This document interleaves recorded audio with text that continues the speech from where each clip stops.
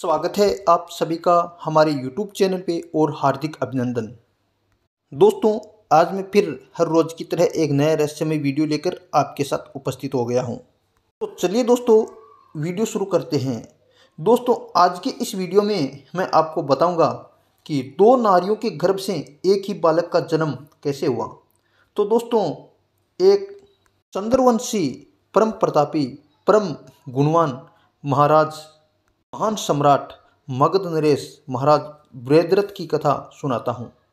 महाराज बृहद्रथ के दो पत्नियां थी, परंतु राजा के घर में कोई भी संतान नहीं थी। राजा पुत्रहीन था, संतानहीन था और राजा संतान के दुख से बड़ा ही दुखी रहने लगा।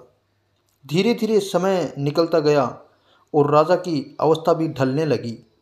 राजा ने पुत्र प्राप्ति के लिए धर्म यज्ञ तप सब कुछ करवा लिया, लेकिन उनको संतान की प्राप्ति नहीं हुई। तो एक दिन महाराज बृहद्रथ ने सुना कि गौतम कुल के परम तेजस्वी महान संत चंड कौशिक मगध में पधार रहे हैं, यानी कि राजा की नगरी में पधार रहे हैं। तो महाराज बृहद्रथ उनकी सेवा में उपस्थित हुए और चंड कौशिक की बड़ी ही सेवा की।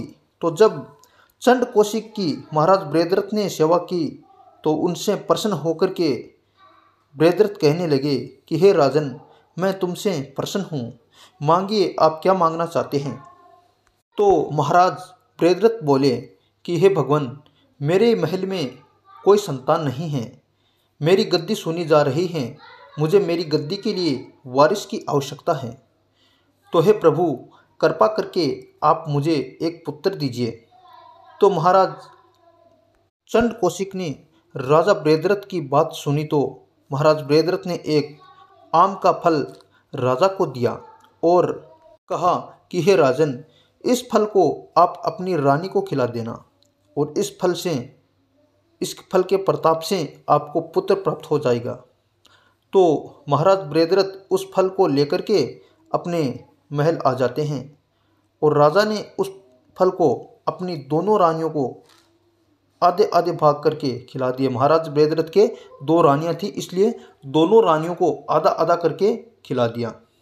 महाराज ने यह नहीं सोचा राजा ने कि फल एक है और रानियां दो हैं। तो दोस्तों, उस फल के प्रताप से दोनों रानियां गर्भवती हो गई।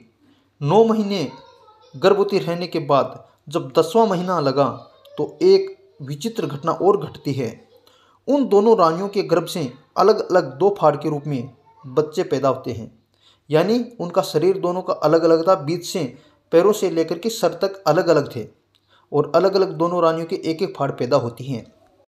दोनों फाड़ों को पैदा होने के बाद राजा बृहद्रथ के पास भेजा गया तो महाराज बृहद्रथ बड़े ही दुखी हुए और कहने लगे, इन दोनों को मेरे पास लेकर के क्यों आए हो, मुझे क्या दिखाने आए हो, इन्हें कहीं जंगल में फेंक दीजिए। तो महाराज की यह बात सुनकर के सैनिकों ने उन दोनों फाड़ों को जंगल में फेंक दिया। तो उसी समय उस जंगल से एक जरा नाम की राक्षसी निकल रही थी। एक राक्षसी थी जिनका नाम जरा था।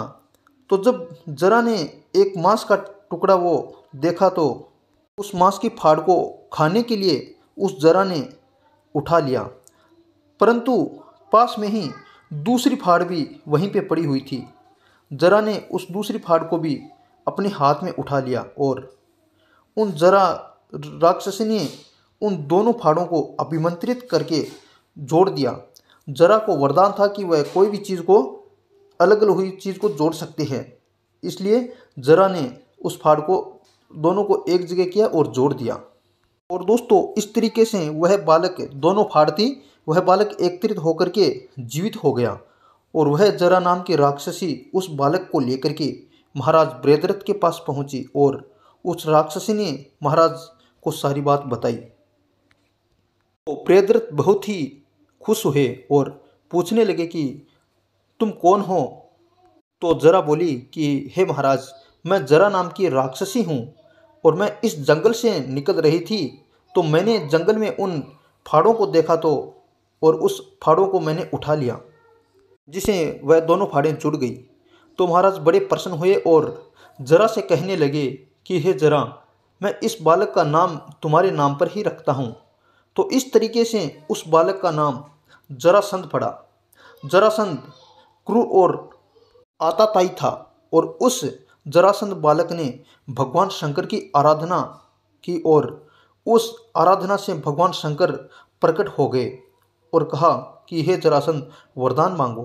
तो जरासंध कहने लगे भगवान शंकर से कि हे प्रभु, मुझे ऐसा वरदान दो कि मुझे कोई भी पराजित ना कर सके, मुझे कोई भी जीत ना सके, मुझे कोई भी मार ना सके।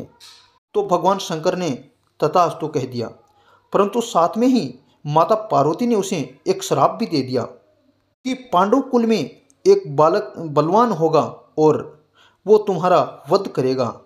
तो वही जरासंध जिसकी 2 पुत्रियां थीं वह कंस को ब्याही हुई थी और अंत में वही जरासंध पांडवों ने राजस्व योग के समय भीम के द्वारा भगवान श्री कृष्ण और अर्जुन वहां गए थे जरासंध के देश और वहां पर उनको मल्ल युद्ध के लिए ललकारा था और भीम ने उसका वध किया था।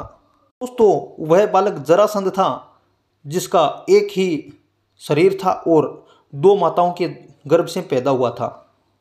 चलिए दोस्तों, वीडियो को विराम देते हैं।